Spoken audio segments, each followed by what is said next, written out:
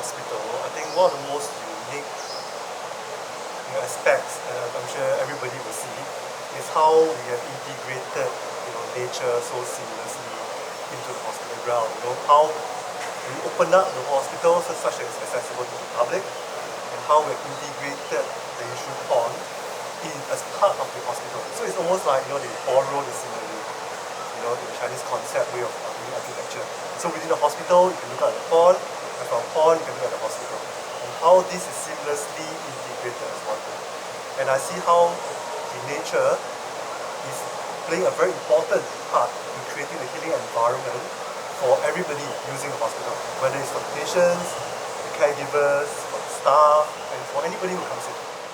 It has drawn a lot of people from the community, like students, who actually like to come here to study in the midst of the greenery, and also the fact that we have many school groups who have brought students here to visit this place because they think that it's a very good outdoor learning lab. In addition, I find that what actually makes this design stand out and is actually timeless is the orientation of the building was faultlessly planned, in a sense that the patients actually get the wind, as what we are feeling now, and also that the naturally ventilated wards which we have in Singapore are not facing east-west direction directly. So the patients actually are able to have a very good environment to recover while not getting direct heat from the sun every day. And in addition to that, I also feel that the design by architect led by Jerry, the building is not regular. It looks very much like A shape if you look from the sky downwards, and the irregular shape of the building actually has facilitated the movement of the air through the building quite effectively, meaning that all the corridors that are naturally ventilated do get the breeze. I remember the brief asked for 50% of all the spaces to be naturally ventilated. Yes. We didn't achieve that. Okay, because of the basic function of the hospital, that a lot of the spaces need to be either mechanically ventilated or air conditioned, such as the operating theatre, ICUs. So that cannot be helped. But that's why I think we free up all the public spaces to be naturally ventilated. Yes, that's right. And I think that worked very well. That's right. To save energy. Yes. And also such that people can have a very much more direct contact. Another aspect which I thought the design had helped in our green and sustainable drive is the use of the Yishun Pond water. What we did was that we managed to collaborate with the Public Utilities Board, PUB, to ask them for permission to draw water from the pond, which is just next to the hospital. And they were very kind. They actually worked out an agreement to sell us the Yishun Pond water, not for drinking purposes, but for irrigating the plants in the landscape areas at a much reduced cost as compared to potable water cost.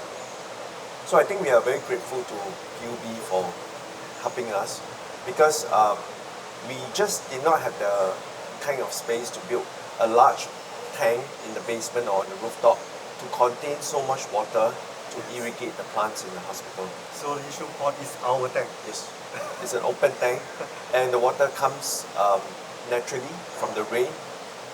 Every time when it rains, the Yishun Pond gets filled up, and we are able to draw the water very easily through submersible pumps and a network of underground pipework.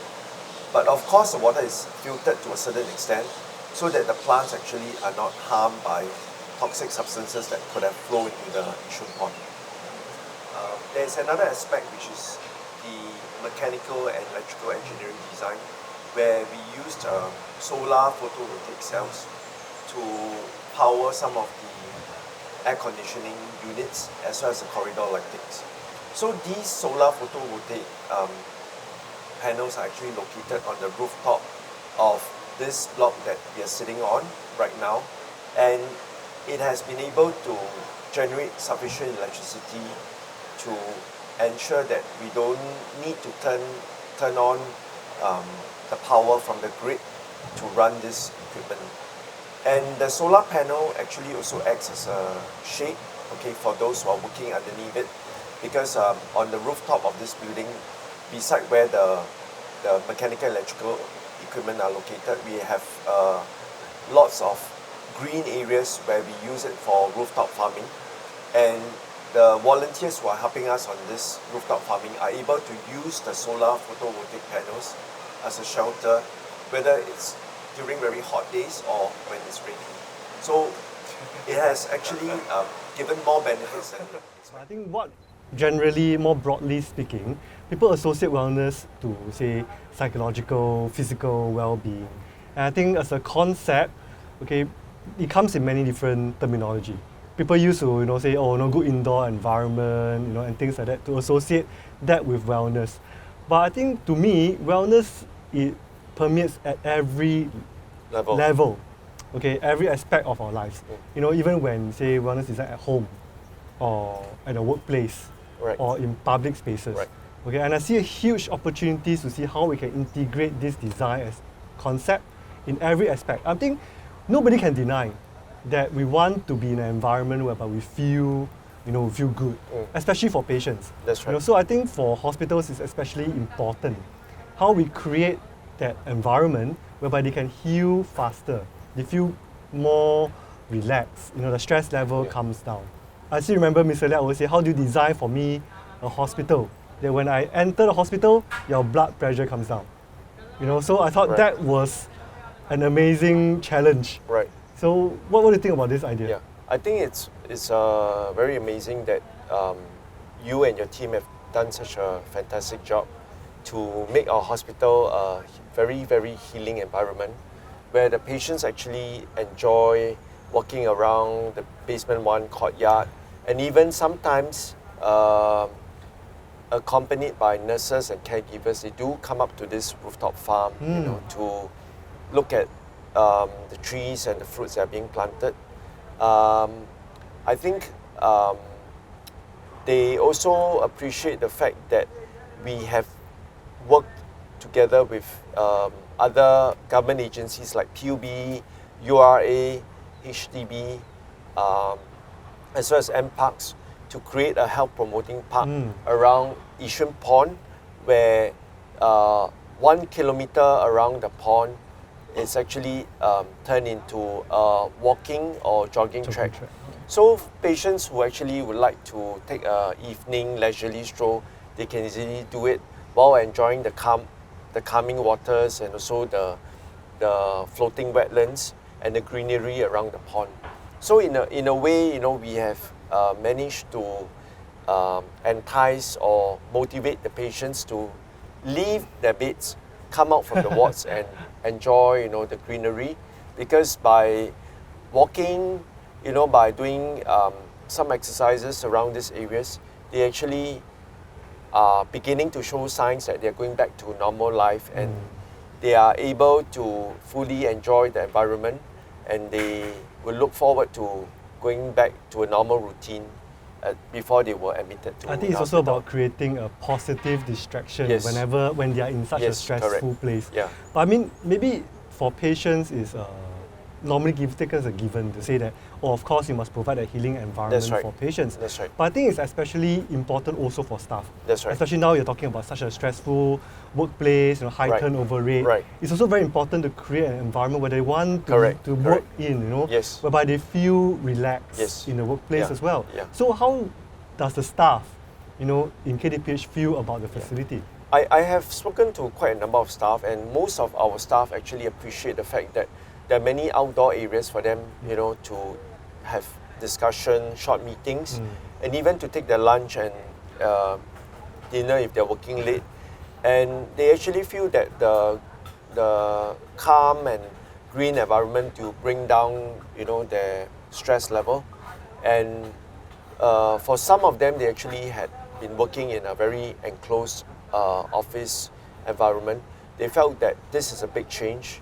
meaning that they do get to enjoy the sight, scent, and smell of the different plants, and they do like it because it's not just about having meeting or eating meals. It's about enjoying the green environment to make them feel less stressful, and that will actually motivate them to work even harder. Yeah, that reminds me of the survey that Dr. Nermal from NUS did. Yes.